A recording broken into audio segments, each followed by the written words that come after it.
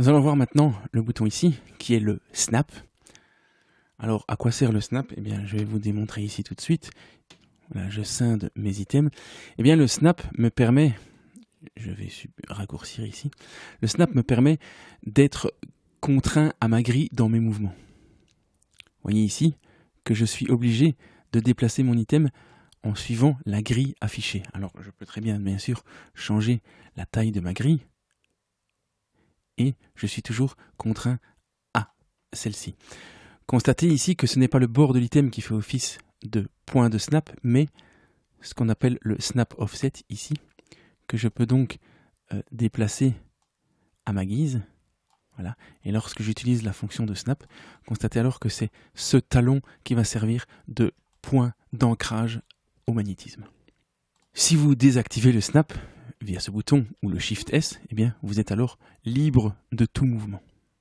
Vous pouvez cliquer droit sur cet item de snap pour gérer les paramètres de votre grille ou de votre snap. Vous pouvez constater d'ailleurs que dans Reaper, il est possible de snapper, donc de magnétiser sur autre chose que la grille. En effet, ici, vous constatez que j'ai un bouton qui me permet de cacher ma grille. Or, si j'utilise le snap, donc le snap est enclenché mais pas la grille, eh bien je peux snapper, vous voyez ici que je suis calé par le bord de cet item inférieur. Donc vous avez là donc la possibilité d'utiliser d'autres éléments de magnétisme que la grille traditionnelle. Si par exemple je place un marqueur arrangement ici et ici, eh bien si mon snap est actif, eh bien je peux utiliser ces marqueurs comme point d'ancrage de mon snapping. Si j'ai la grille allumée, eh bien je peux utiliser soit la grille, soit les marqueurs, soit les bords d'items, etc. Et vous pouvez régler toutes ces options via ici. Voilà, donc snap sur les media items, sur la sélection. Donc je peux également snapper sur une éventuelle sélection temporelle. Donc, voilà, je trace une sélection temporelle, je cache ma grille. Eh bien, j'ai la possibilité de snapper sur cette sélection temporelle si le cœur m'en dit. Donc vous pouvez choisir quel élément, donc marqueur, sélection et curseur vont se snapper à quel élément et à quel élément va se snapper le grid. Enfin, quels éléments vont se snapper au grid.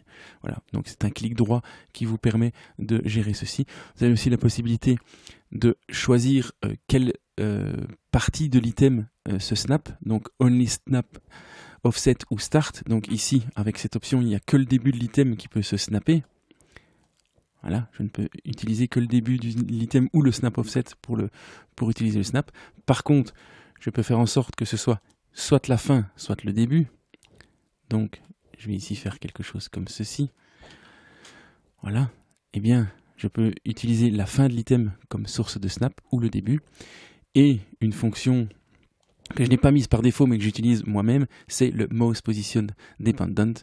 Donc ce qui veut dire que si vous attrapez l'item par son début, eh bien c'est le début de l'item qui va se snapper. Si vous attrapez l'item par sa fin, eh bien c'est la fin de l'item qui va se snapper. Voilà, ça c'est à vous de choisir le comportement de votre grille et de votre magnétisme.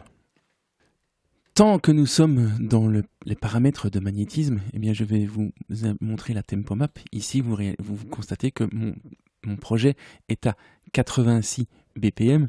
Eh bien, j'ai la possibilité, grâce à la tempo map, en utilisant le shift-click, voilà, de placer des points qui vont me permettre de faire des modifications de tempo. Alors, je peux, en cliquant droit sur un item, choisir sa forme, donc soit linéaire, soit carré, pour faire des transitions beaucoup plus nettes. Et vous avez donc la possibilité, comme vous le voyez, de gérer une carte de tempo de la sorte. Et vous pouvez bien sûr cliquer droit sur un marqueur de tempo pour changer sa signature rythmique ou montrer une valeur numérique à votre tempo et choisir un différent mode de pattern de métronome. Il est à noter également que vous pouvez utiliser le raccourci clavier CTRL-M pour ajouter un marqueur de changement de tempo à votre position actuelle. par exemple ici 85, voilà. Donc vous pouvez utiliser également cette fonction, et ce, même si votre tempo map est caché.